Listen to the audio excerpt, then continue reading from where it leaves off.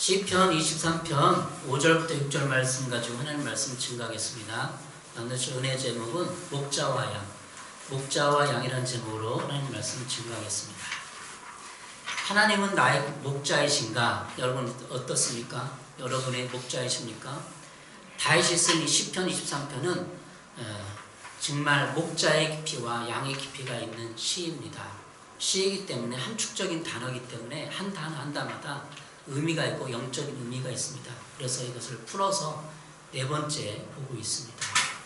다윗 시대 때, 구약 시대 때 몇몇 사람만 하나님을 만나는 특별한 체험을 가졌습니다. 선지자들이나 다윗 같은 위대한 신앙의 인물들만 하나님과 만남을 가졌고 깊은 은혜를 체험했습니다. 그런데 신약 시대 때는 진짜 영성 있는 사람 아니더라도 누구나가 다 예수님을 통해서 하나님을 만날 수 있습니다. 십자가 사건을 통해서 인간의 모든 죄가 사해졌기 때문에 우리는 다 개인 각자가 목사가 아니더라도 직분자가 아니더라도 하나님 직접 부르면 만나주고 또 체험할 수 있습니다. 예수 그리스도 때문이죠. 예수 그리스도가 부활하셨고 그리고 그 다음에 우리에게 성령을 보내주셨기 때문에 성령이 어디에 있죠? 우리 마음속에 있습니다. 그래서 우리 마음속에 있기 때문에 주님하고 부르면 우리 마음속에서 성령님이 하나님의 영이 내가 여기 있다 이렇게 대답을 해주는 거예요. 그래서 쉬워요. 저도 성령 사역이 많이 접해보고 성령의 은사도 처음 해보고 성령으로 기름 부음도 많이 받아보겠지만 성령이 기본적으로 하나님 영이 우리 안에 있는 거예요. 저 멀리 있는 거 아니에요. 그래서 신약시대 때 그리스도인은 누구나 하나님의 영 성령으로 말미암아 목자의 인도를 받고 목자의 음성을 들을 수 있습니다. 목자의 음성, 목자의 소리를 들을 수 있어요. 그래서 주 예수님이 나의 목자로서 인도함을 받고 있는가가 오늘의 주제의 핵심이에요. 인도함을 받고 있습니까? 요한복음 10장 11절 나는 선한 목자라 선한 목자는 양들을 위하여 목숨을 버리거니와. 예수님이 선한 목자라고 선언하셨어요. 그리고 양들을 위해서 십자가에 죽으셨잖아요. 그러면 선한 목자의 음성을 듣고 인도함을 따르는가?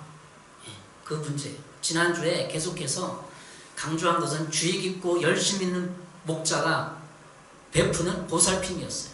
보살핌. 나를 보살펴준다. 우리 아이를 보살피는데 아침에 일어나서 깨워갖고 오늘 아침은 핫케이크를 먹였어. 핫케이크. 핫케이크 먹으셔서 되게 맛있어요. 계란 2개 탁 해갖고 물 앞에 넣으면 맛있는 핫케이크가 돼요. 제가 왜 핫케이크를 해줄게? 보살피는 거예요. 보살핀다는 거죠. 근데 하나님도 이렇게 보살피는데 몰라요. 하나님 나를 보살피는지 어떻게 하는지 몰라요. 먹을 것도 주고 옷도 사서 입히고 부모가 아이를 입히듯이 보살펴주는 거예요. 보살피는 하나님으로 목자와 양과의 관계에서 하나님을 설명하고 있는 내용이 오늘 내용이고 더 5절 6절입니다. 우리 인생사에서 왜 두려워합니까? 주님이 선한 목자가 되어서 나를 보살피고 보호하고 돌보고 있다는 믿음이 없기 때문이에요. 그래서 믿음을 가지면 돼요. 하나님 나를 보살피고 있다. 하나님 목자다. 나이가 들면 한 50, 60 되면 인생이 별거 없어요. 하나님이 나를 돌보고 있다. 그 깨달음 하나면 돼요. 여러분 이제 40, 50 되셨는데 30도 여기 있는데 하나님 나를 돌보고 있나 깨달아 주세요. 어렸을 땐 부모님이 나를 돌봤잖아요. 10대, 20대까지 등록금 주고 학용품 사주고 그래서 엄마 아빠를 통해서 나를 돌본 거예요. 아니 엄마 아빠가 돌봤지가 아니라 엄마 아빠가 없으면 어떡해요? 단순하죠. 하나님은 엄마 아빠를 통해서 가족을 통해서 나를 돌봐준 거예요.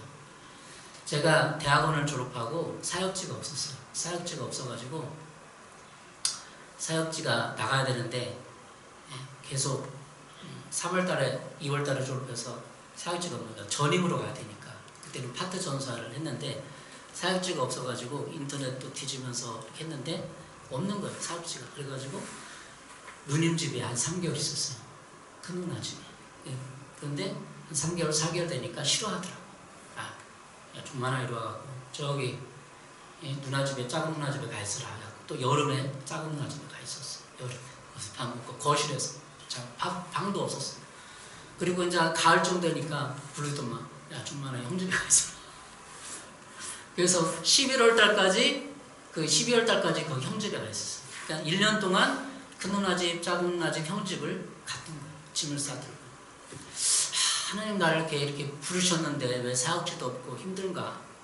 그런 생각을 많이 했어요. 근데 어느 친구가 보내준 그 메일이나 유튜브를 보면서 지금 때를 즐겨라.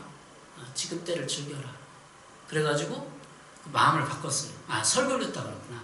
어느 유명한 목사 설교 듣다가 지금은 때를 즐겨라. 하나님이 나에게 허락한 이 환경인데 어떻게 생각해보면 야, 지금 사역지도 없이 누나 집 전전긍긍 하면서 그런데 그런 환경이 아니라 하나님 주신 환경이다. 즐겨라.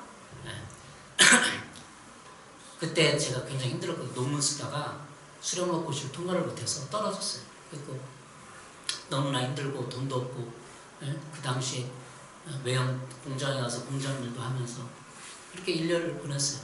근데 생각을 바꾸니까 그 환경이 하나님 나에게 쉼의 시간이었어요. 1년 동안.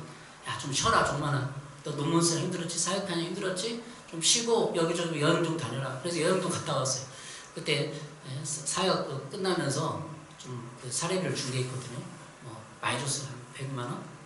200만 원인가 줬어요. 파트 전도사 100만 원 좀 많이 줬어요. 전별로. 제주도는 안 가고 저기 동해인가 한번 갔다 오고 기도원도 갔다 오고 여행도 다녀오고 좀 쉬었어요. 1년 동안. 그렇게 제가 지금 뭘 말하면 그 1년 동안의 시간을 생각을 바꾸니까 하나님의 쉼의 시간이요. 나를 돌보고 있다는 좀 쉬어야 좀 사역을 하죠. 너무 힘들었으니까. 그런 시간으로 생각이 되고 간증을 합니다. 여러분 어떠세요? 여러분 인생에 취업도 안 되고 그런가 하면 좀 싫어하는 거예요. 하나님이. 여행 그렇잖아요. 누나 집에 3개월, 형 집에 3개월 여행 가는 거예요. 이 인생도 여행, 나그네. 인생이 얼마나 나그네요. 어렸을 때 부모님이 돌아가셔서 큰 집에 2년 동안 있었잖아요. 큰아버지. 인생은 다 나그네요. 교회 와서 이런 얘기를 해줘. 누가 세상에서 인생은 나그네다. 야, 마음 놓고 편하게 살아라. 그렇게 얘기해주나 교회에서나 듣는 거지. 나그네 얘기도 안 하는데. 오늘 머리에 기름을 부어서 각종 해충과 파리떼, 모기로부터 양을 보호하는 목자의 부지런함과 세밀한 보살을 통해서 하나님 의를 통해서 얼마나 세밀하게 보살피고 있는가를 떠올려보는 시간입니다. 지난주에 그 양의 머리에 기름을 부었잖아요. 이 기름을 저는 성령의 기름으로만 해석을 했어요. 근데 책을 읽어보고 자세히 연구를 해보니까 여름에 양에게 파리떼가 있어갖고 모기떼가 있어서 막 비비 꼬고 죽는데요. 그래서 난리를 치고 막 쥐어받고 막 그런데요. 그래갖고 목자가 이 머리에다가 갓나물이라는 기름을 바른대요. 그럼 모기떼가 안 오고 파리떼가 안 와갖고 양이 산다는 거예요. 그 기름의 의미가 그런 거예요. 그러니까 목자의 입장에서 양의 입장에서 이걸 시편을 해석해야 되는 겁니다. 우리의 삶에서 마귀의 관계로부터 조금만 우리가 틈을 내줘도 하나님을 의지하지 못하게 하고 말씀대로 살지 못하게 합니다. 그래서 목자가 머리에 양의 머리에 기름을 바르는 건 직접적인 보살핌이에요. 그럼 안 죽으니까. 우리 목자 대신 하나님의 보호와 보살핌을 우리는 받고 있습니다. 지금도. 시편 23편 5절 주께서 내 원수의 목전에서 내게 상을 차려주시고 기름을 내 머리에 부으셨으니 내 잔이 넘치나이다. 기름을 부어야만 양은 여름을 잘 보내는 거예요. 여름을. 파리와 모기떼로부터. 오늘은 6절입니다. 6절에 내 평생의 선하심과 인자하심이 반드시 나를 따르니니 내가 여호와 집에 영원히 살리로다. 하나님 어떤 분이에요? 선하심과 인자하심. 내 평생의 선하심과 인자하심이 따른다. 계속된다. 이 내용을 통해서 하나님의 집에 사는 즐거움과 행복을 발견하는 시간 되시기를 바랍니다. 이 말은 양의 입장에서 말하는 거예요.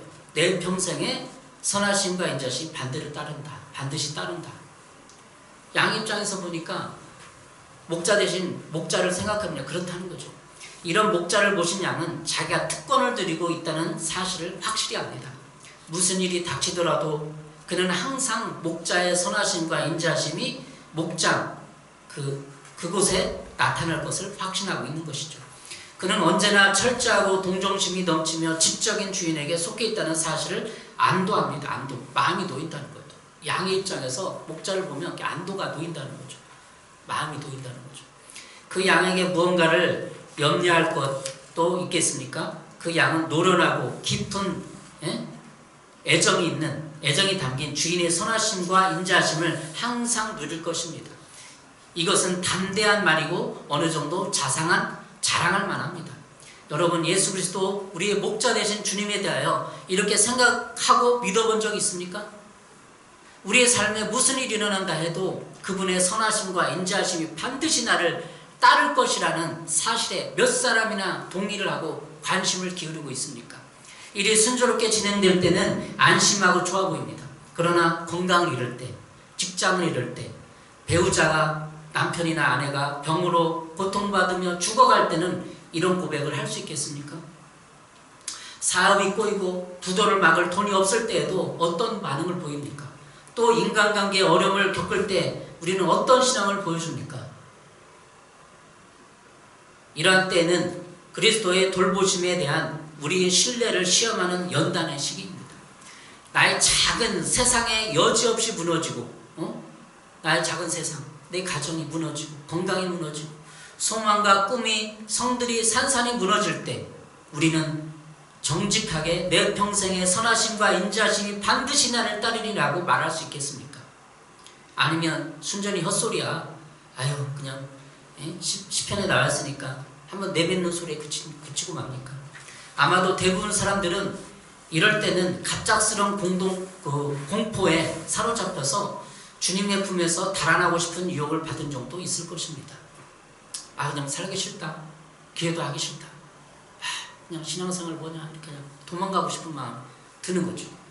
어쩐지 나 혼자라면 더 잘 살아가리라는 이상하고 어리석은 생각을 한 적도 있었을 것입니다. 그러나 우리의 이런 공포와 잘못된 생각에도 주님은 나를 포기하지 않으시고 우리를 돌보십니다. 시간이 지나 보면 항상 주님은 우리를 선하게 인도하셨습니다. 제가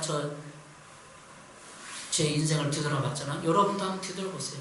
10년 전, 20년 전을 뒤돌아보면 그때는 이해할 수 없었는데 시간 지나고 보니까 이유가 있었구나. 이게 깨닫는 거예요. 그러니까 인도함을 받는 거죠. 올 한 해를 돌아보고 10년을 돌아보면 하나님은 우리를 죽이지 않고 먹이시고 입히시고 집을 주셨습니다. 저희가 전셋집에 사는데 집 준 것도 참 희한해요. 나중에 간증하겠지만 집도 없었어요. 사역지 나올 때, 철원에서 나올 때 집도 없었는데 하나님 주신 거예요. 사람을 통해서. 그러니까 믿음으로 산다는 거는 이렇게 체험하고 철저히 공포의 순간에도 하나님을 의존하고 의지하는 거예요. 인자하심을 바라는 거예요. 앞으로도 그럴 거예요. 이 모든 것을 돌이켜볼 때 참으로 그리스도의 돌보심 안에 있는 사람에게는 어떠한 어려움이 생기고 어떠한 궁지에 부딪히며 어떠한 재난이 닥쳐온다 할지라도 그 모든 혼돈으로부터 결과적으로 선이 이루어진다는 사실을 깨닫게 됩니다. 이것이 나의 삶에 드러난 주님의 선하심과 인자하심입니다. 우리가 알잖아요. 우리가 알거니와 하나님을 사랑하는 자, 곧 그의 뜻대로 부르심을 입은 자들에게는 모든 것이 합력하여 선을 이루느니라. 로마서 8장 28절입니다. 지금은 알지 못해도 시간이 지나면 모든 것이 합력하여 선을 이룬다. 시간이 지나가야 돼요. 우리나라 유명한 설교자는 박영석 목사님, 하나님의 열심이라는 책을 쓴 분이 있는데 그분을 항상 들어보면 시간이 지나야 된다. 참고 인내하라. 견뎌라. 시간이 말해주는 거예요. 시간이 지나면 주님을 놓지 않으면 모든 것이 합력해서 선을 이룬다는 거예요. 실패한 거, 내가 두려워한 거, 때로는 범죄한 거 다 협력해서 선을 이룬다. 선. 그냥 내가 보기에 인생은 별 볼 일 없고 뭐 더럽고 추한 게 아니라 선. 가장 나를 내가 사람들한테 난 이렇게 훌륭하게 살아서 하나님 나를 돌봐줬어 라고 말할 수 있는, 간증할 수 있는 그것이 된다는 거예요. 그게 선이죠. 우리가 하나님의 선하심과 인자하심을 맛보지 못하기 때문에 내 주변의 사람들을 그렇게 인자함으로 보지 못하고 교만의 자리에서 경멸의 눈으로 동료와 친구들을 바라봅니다. 우리는 교만의 자리에서 내려와 함께 어려움을 나누며 주님이 내게 베푸신 선하심과 인자하심을 그들에게 나누어주고 있습니까? 나는 하나님이 내 잘못을 용서하신 것 같이 다른 사람들의 허물과 약점을 덮어주고 그들을 용서하고 있습니까? 내가 그리스도의 선하심과 인자하심을 얼마나 알고 있는지를 아는 방법은 내가 다른 사람들에게 선함과 인자하심을 얼마나 보여주는지를 살펴보는 것입니다. 내가 만일 타락한 사람들을 용서하지 못하고 그들과 교제를 할 수 없다면 나는 나에 대한 그리스도의 용서와 인자하심을 거의 혹은 전혀 알지 못하는 것이 분명합니다.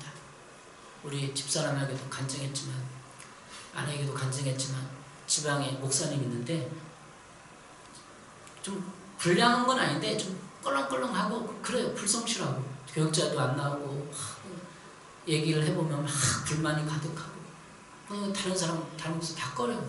근데 저는 가까이 있어요. 그래서 대화를 하고 카톡방을 또 초대해주고 대화도 같이 식사도 하고 그러고 있어요. 그 작은 실천, 주변 사람들이 꺼려하는 좀 불편한 사람, 힘든 사람들과 같이 나누고 식사하고 용기를 주고, 그게 작은 실천 아니에요. 오늘날 교회가 냉랭하고 활기 없는 기관으로 전락한 이유는 바로 그리스도인에게 이길 이 뜨거운 사랑이 없기 때문이에요. 나야 못한 사람, 뭐 부족한 사람, 불성실하고 좀 꺼친 사람들을 품을 수 없기 때문이에요. 사람들이 애정을 찾아서 나왔다가 우리의 차례도 덮지도 않고 미온적인 태도에 실망하고 돌아가 버리는 거예요. 교회도 마찬가지고 자신의 삶에서 하나님의 선하고 인자하심을 직접 체험해 아는 사람은 다른 사람에게 대해 선함과 인자하심으로 뜨겁게 되고 또한 애정이 넘칠 것입니다. 동의하십니까 여러분? 하나님의 선함을 체험해야 내가 선하게 인자하게 다가가는 거죠. 오늘 6절입니다. 내가 여호와 집에 영원히 살리로다. 보통 우리는 여호와 집을 성전이나 교회 혹은 하나님의 백성들이 모이는 처소를 말합니다. 그러나 시편 기자가 양의 입장에서 이 시편을 쓸 때는 한 해에 걸친 1년, 그 이내 또 여름, 봄, 여름, 가을 1년에 걸친 양떼의 생활을 회상하면서 그것을 쓰고 있다는 것을 기억해야 합니다. 그는 우리를, 그가 누구죠? 목자. 우리가 누구죠? 양. 그는 우리를 데리고 본부 목장의 푸른 풀밭과 쉴만한 물가로 골짜기를 거쳐서 고원, 높은 지역 위에 여름 방목장으로 올라갑니다. 가을이 오고 폭풍과 눈보라가 몰아치자 양들은 다시 산 밑으로 내려와 고요하고 기나긴 겨울을 지내게 될 본부 목장으로 내려갑니다. 곧 주인집의 풀밭과 우리와 헛간과 피난처로 되돌아옵니다. 목자의 빈틈없는 주의와 정성스러운 관리가 있어야만 1년 사시사철 재난과 위험과 혼란 가운데서도 양들이 만족스럽게 지낼 수 있습니다. 그러니까 여름에는 고원지대로 갔다가 방목을 하고 내려온다는 거예요. 그래서 제가 이걸 알프스, 스위스의 알프스는 안 가봤는데 이번에 제주도를 가봤잖아요. 한라산을 가봤어요. 근데 한라산은 이거 비슷해요. 저기 막 중간 정도 올라가면 이렇게 막 방목장 같은 잔디밭이 나와요. 그리고 이렇게 있는데, 근데 거기 중간 이상 올라가니까 구름이 떴다가 금방 내려왔다가 구름이 사라지고, 비가 왔다가 사라지고 막 그러더라고요. 막 변하는 거야. 근데 이 양들을 그 목자가 킬 때 알프스 산 같은 대관령 목자가 기른다고 해요. 금방 변해요. 날씨가 10분 지났는데 확 변했다가 또 10분 전에 확 변하고 그러더라고요. 그때 목자가 벌벌 떠는 거예요. 그래서 한라산 가보니까 그걸 약간 이해를 하겠더라고요. 이런 위험한 순간 막 폭풍 몰아치고 눈보라가 몰아쳐요. 갑자기 이렇게 막 평온했는데 고원지대는 그렇다는 거죠. 그래서 이 목자가 빈틈없이 이걸 인도하지 않으면 양들이 눈보라에 폭풍에 다 죽는다는 거예요. 얼마나 목자가 힘든 일이에요. 쉽게 말하면. 일기 탁 기상 관측했다가 야 30분에 저 눈보라 올 것 같다. 내려가자. 막 숭상같이 양들 데리고 내려가요. 그게 목자 역할이에요. 목자의 빈틈없는 주의와 정성스러운 관리가 있으면 1년 사시사철, 지난주에 파리 때는 여름에 안 되고 파리 때 가을 겨울에는 이런 눈보라 고원지대 목장에. 그래서 내가 여호와 집에 영원히 살리라 이 말은 바로 이 놀라운 평온 만족감을 표현하는 말이에요. 갑자기 고원지대에다가 계절이 되면 자기 이제 본부 목장으로 돌아오는 거, 양들이. 그게 집의 개념이에요. 실제로 집이라는 말이 가리키는 것은 선한 목자의 가족, 식구 혹은 양떼입니다. 이것은 마치 그가 드디어 집에 돌아와 울타리 저편에 보다 덜 행복한 이웃 양에게 자랑하는 것과도 같습니다. 그는 자기가 지내온 놀라웠던 한 해와 주인에 대한 완전한 신뢰에 대해 자랑하고 있습니다. 겨울철인데 내려오는 거죠, 이제. 그래서 본부 목장으로 돌아왔어요. 그리스도는 이전보다 더 훨씬 자랑하는 양이 되어야 합니다. 우리는 그리스도에 속한 것을 자랑해야 합니다. 우리라고 해서 우리 목자가 얼마나 선하신 부연한 것을 다른 사람들에게 마음껏 자랑하지 말라는 법이 있겠습니까? 그리스도께서 인도하신 놀라운 길을 돌이켜볼 때 얼마나 기쁨이 넘칩니까? 이 책을 목자와 양은 쓴 책을 읽어봤는데 이 책을 쓴 사람이 실제 목장을 운영해봤어요. 수십 년 동안. 그리고 책을 쓴 거예요. 그래서 그것을 실감 있게 자기 체험담을 적었는데 이런 체험이 있어요. 이제 굶주리고 상한 양이 있었어요. 그러니까 자기 목장 말고 다른 이웃 목장에 거기는 싹군 목장. 싹군이 목장은 무슨 아세요? 나쁜 놈이 아니라 월급을 받고 일하는 목장. 월급을 받고 일하는 목자가 싹군 목자예요. 싹이라는 게 금료거든요. 그러면 나는 내가 진짜 목장의 주인이 돼서 일해요. 양들과 행복하게 지내고 월급 받는 목사는 사자가 오면 어떡할까요? 죽잖아요. 사자가 오면 죽으니까 그냥 이렇게 한번 돌로 쳐보고 그냥 도망가요. 월급 받는 목자는. 왜? 목장이 내 거가 아니기 때문에. 근데 실제 목장을 운영하는 목자는 사자가 오면 수많은 양이 내 재산이잖아요. 뺏기면 안 되잖아요. 물불 가리고 싸워야 되는 거예요. 싹군 목자가 월급쟁이 목자. 거기서 한 게 뭐냐면 굶주리고 상한 양이 이 목장으로 맞대. 울타리로. 왜? 이웃 목장은 싹군 목사니까 월급 받고 게을러갖고 양들을 잘 안 치는 거예요. 먹이도 안 주는 거예요. 그래서 막 굶주리고 막 지치고 죽은 양들이 막 나가는 거예요. 근데 그 세 마리가 자기 울타리로 들어왔다. 이게 실제예요. 책에 써있는 실제. 그래갖고 그 양을 들어오면 내가 받아서 키우면 내가 도둑놈이 되는 거 아니에요. 목자 입장에서. 그러면 굶주렸으니까 그러니까 내가 먹이고 입히면 좋은데 그거를 술에 실어가지고 그 이웃 목자한테 갖다 주는 거야. 야, 이거 니네 양하냐? 이거 굶주렸는데 잘 돌봐줘. 그런데 그 자리에서 그 싹군 목자가 칼을 들고 빼가지고 이 나쁜 놈 왜 도망쳐서 하고 찍어갖고 죽였대. 실제. 이 싹군 목자가 누굴 상징합니까? 마귀를 상징하는 거예요. 마귀는 우리를 돌봐주는 척하면서 척하면서 나중에 다 죽여요. 마귀가. 자신이 보는 앞에서 칼을 꺼내서 목을 따버리니 이게 싹군 목자고 마귀를 상징하는 거예요. 그렇게 나쁜 목자도 있대요. 실제로 목자 운영을 해보니까. 요한복음 10장 9절 10절입니다. 그러므로 예수께서 다시 이르시되 내가 진실로 진실로 너에게 말하노니 나는 양의 문이라. 나보다 먼저 온 자는 다 절도요 강도니 양들이 듣지 아니하였느니라. 내가 문이니 누구든지 나로 말미암아 들어가면 구원을 받고 또 들어가며 나오며 꼴을 얻으리라. 예수님이 나는 양의 문이다. 내가 문이다.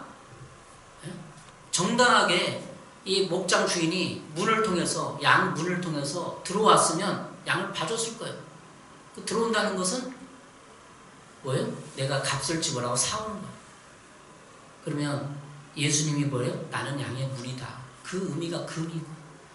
나를 통해서 들어오지 않는 양은 다 죽는다. 예수님을 통해서 들어오지 않으면 다 죽어. 인생의 문제. 예수님 우리 죄를 사해 주셨고 양의 문을 통해서 들어와야만 인생의 구원이 있고 하나님의 목자가 되어서 돌봐주는 거예요. 예수를 통해서 들어오지 않는 비난하는 거잖아요. 타 종교와 철학은 다 죽는 거예요. 결국은 아무리 예술이 뛰어나고 고상한 음악을 하고 철저한 미술가일지라도 철학자일지라도 다 죽어요. 마음이 공허하고 예수님만 우리를 목자가 되어서 끝까지 살려주는 거예요. 책임져 주는 거예요. 요한복음 10장 11절에 나는 선한 목자라. 선한 목자는 양들 위하여 목숨을 버리거니와. 왜? 선한 목자는 자기 목적이 재산 목자 모든 전세산이잖아요. 이것을 목장을 잃으면 나도 죽잖아요. 굶어 죽잖아요. 그래서 지키는 거예요. 그래서 선한 목자가 양들을 기르면서 양들의 한 마리 이름을 불러보고 인격적으로 대접해주고 보호하고 돌보고 그래서 지켜내는 거예요. 목숨을 버리기까지 양들을 사랑하는 거예요. 선한 목자는. 싹군 목자, 월급 목장은 버리는 거야. 내가 살아야지. 싹군 목자가 아니요 양도 제한이 아니라 이리가 오는 것을 보면 양을 버리고 달아나니 이리가 양을 물어가고 또 해치니라. 달아나는 것은 그가 싹군인 까닭에 양을 돌보지 아니함이라. 요한복음 10장 11절에서 13절에 싹군 목자는 돌보지 않고 달아난다. 마귀. 내가 여호와 집에 영원히 살리로라는 말을 묵상했습니다. 그리스도의 지배 아래 사는 삶은 말할 수 없는 유익과 행복을 보장해 줍니다. 단지 그걸 못 느낄 따름이에요. 여러분 인생을 이제 생각을 해보세요. 하나님 나를 돌봤나? 보살폈나? 인도했나? 다 보살피고 인도했어요. 저도 간증이 많지만 다 간증자들이에요. 여러분을 다 인도했어요. 경미도 다 인도했어요. 근데 뭐를 푸냐? 원망하고 불평하면 싹 눈이 가려버려. 그래서 늘 감사하고 목자 되신 예수님 나를 인도했다는 것을 간증하고 하나님께 선하신 분이야, 인자하신 분이야 간증할 날이 여러분에게 있기를 바랍니다. 시편 23편 6절 진실로 주님의 선하심과 인자하심이 내가 사는 날 동안 나를 따르니 나는 주님의 집으로 돌아가 영원히 그곳에 서서 살겠습니다. 세 번의 성경이에요. 나는 주님의 집으로 돌아가 영원히 그곳에서 살겠습니다. 주님의 집, 교회, 천국을 바라보며 영원토록 종교만이 영원히 있는 거예요. 특별히 기독교만이 포에버 영원히 사는 거예요. 제가 장례식도 몇 번 가봤는데 옛날 장례식 가봤는데 과메에다 뭘 듣는 줄 아세요? 내가 여호와 집에 영원히 살리로다. 그걸 장례식 가니까 그 관국에 따라서 적어놨더라고요. 주님의 집으로 가는 날이 있을 거예요. 영원한 천국을 바라보며 육체는 썩어 없어지만 영적인 존재, 영은 하나님과 함께 영원히 천국에서 사는 것입니다. 여러분 어떠세요? 오늘 본문을 묵상하고 네 번째 시간 여러분 인생에서 하나님이 목자가 되시고 주 예수님이 십자가를 통해서 여러분을 목자가 되신 것을 친히 느껴보셨습니까? 여러분도 인생 한번 생각해보세요. 여기 방문해 주신 두 분도 간증을 잠깐 들어봤는데 하나님이 인도한다는 고백을 하더라고요. 여러분 어떠세요? 오늘 올해 처음 우리 교회 등록한 우리 이성도님 어떠세요? 하나님 인도하신 것 같죠? 인도하셨어요. 여러분도 그런 간증을 통해서 하나님을 자랑하고 하나님의 선하심을 맛보는 그런 인생들 되시기를 바랍니다. 기도하겠습니다. 하나님 감사합니다. 이렇게 하나님을 높이며 목자 되신 예수님을 볼 수 있게 하시니 감사합니다. 하나님은 우리를 분명히 인도하셨음에도 때로는 원망과 불평 속에서 인생을 낭비하고 있는지 아닌지 뒤돌아봅니다. 하나님을 바라보며 하나님의 나라, 하나님의 집을 영원히 사모하는 교회를 삼아 우리들 되게 하여 주시옵소서. 예수님의 이름으로 기도했습니다. 아멘.